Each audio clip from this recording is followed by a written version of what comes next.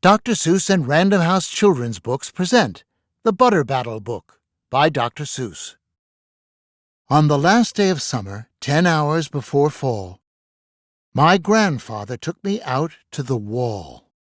For a while he stood silent, then finally he said, with a very sad shake of his very old head, "As you know, on this side of the wall we are Ukes. On the far other side of this wall live the Zooks." Then my grandfather said, "It's high time that you knew of the terribly horrible thing that Zooks do. In every Zook house and in every Zook town, every Zook eats his bread with the butter side down. But we Ukes, as you know, when we breakfast or sup, spread our bread, Grandpa said, with the butter side up. That's the right honest way." Grandpa gritted his teeth. "So you can't trust a Zook who spreads bread underneath. Every Zook must be watched. He has kinks in his soul. That's why, as a youth, I made watching my goal, watching Zooks for the Zook-watching Border Patrol. In those days, of course, the wall wasn't so high, and I could look any Zook square in the eye. If he dared to come close, I could give him a twitch with my tough-tufted prickly snickberry switch. For a while that worked fine. All the Zooks stayed away, and our country was safe. Then, one terrible day, a very rude Zook by the name of Van Itch snuck up and slingshotted my snickberry switch. With my broken-off switch, with my head hung in shame, to the chief Ukaroo in great sorrow I came. But our leader just smiled. He said, "You're not to blame, and those Zooks will be sorry they started this game. We'll dress you right up in a fancier suit. We'll give you a fancier slingshot to shoot." And he ordered the boys in the back room to figure how to build me some sort of a triple sling jigger. With my triple sling jigger, I sure felt much bigger. I marched to the wall with great vim and great vigor, right up to Van Itch with my hand on the trigger. "I'll have no more nonsense," I said with a frown, "from Zooks who eat bread with the butter side down." Van Itch looked quite sickly. He ran off quite quickly. I'm unhappy to say he came back the next day in a spiffy new suit with a big new machine, and he snarled as he said, looking frightfully mean, "You may fling those hard rocks with your triple sling jigger, but I also now have my hand on a trigger.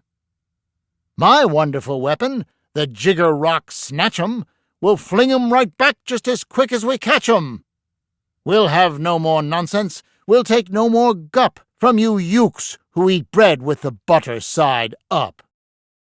"I have failed, sir," I sobbed, as I made my report to the chief Ukaroo in the headquarters fort.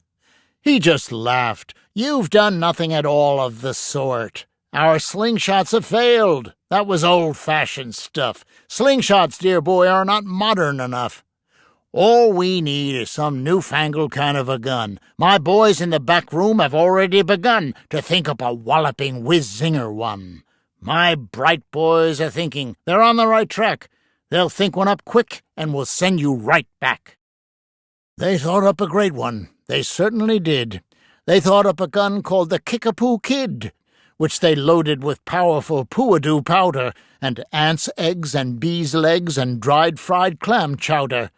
And they carefully trained a real smart dog named Daniel to serve as our country's first gun-toting spaniel. Then Daniel, the Kickapoo Spaniel, and I marched back toward the wall with our heads held up high, while everyone cheered, and their cheers filled the sky. "Fight, fight for the butter side up, do or die." Well, we didn't do, and we didn't quite die, but we sure did get worsted, poor Daniel and I. Van Itch was there too, and he said, the old pig, "The boys in my back room invented this rig called the 8-nozzled elephant-toted boom blitz. It shoots high explosive sour cherry stone pits and will put your dumb Kickapoo Kid on the fritz." Poor Daniel and I were scared out of our wits. Once more by Van Itch I was bested and beat. Once again I limped home from the wall in defeat.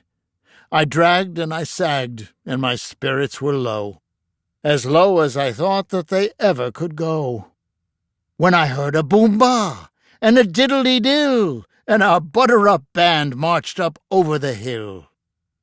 The chief Ukaroo had sent them to meet me, along with the right-side-up song girls to greet me. They sang, "Oh, be faithful, believe in thy butter," and they lifted my spirits right out of the gutter. "My boy," smiled the chief Ukaroo, "we've just voted and made you a general. You've been promoted. Your pretty new uniform's ready. Get in it. The big war is coming. You're going to begin it. And what's more, this time you are certain to win it. My boys in the back room have finally found how.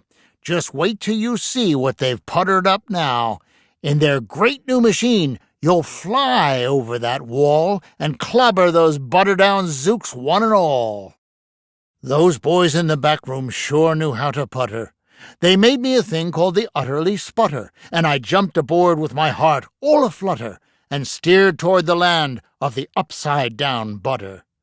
This machine was so modern, so frightfully new, no one knew quite exactly just what it would do. But it had several faucets that sprinkled blue goo, which somehow would sprinkle the zooks as I flew and gum up that upside-down butter they chew. I was racing pell-mell when I heard a voice yell, "If you sprinkle us zooks, you'll get sprinkled as well." Van Itch had a sputter exactly like mine, and he yelled, "My blue gooer is working just fine. And I'm here to say that if Ukes can goo zooks, you'd better forget it, 'cause zooks can goo Ukes."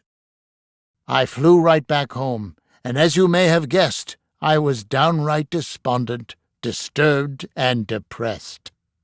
And I saw, just as soon as I stepped back on land, so were all of the girls of the butter-up band. The chief drum majorette, Miss Yuki Ann Sue, said, "That was a pretty sour flight that you flew, and the chief Ukaroo has been looking for you."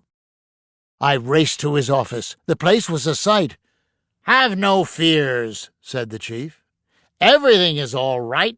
My bright backroom boys have been brighter than bright. They thought up a gadget that's newer than new.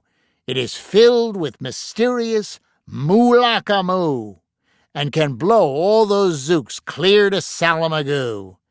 They've invented the Bitsy Big Boy Boomeroo. You just run to the wall like a nice little man. Drop this bomb on the zooks just as fast as you can.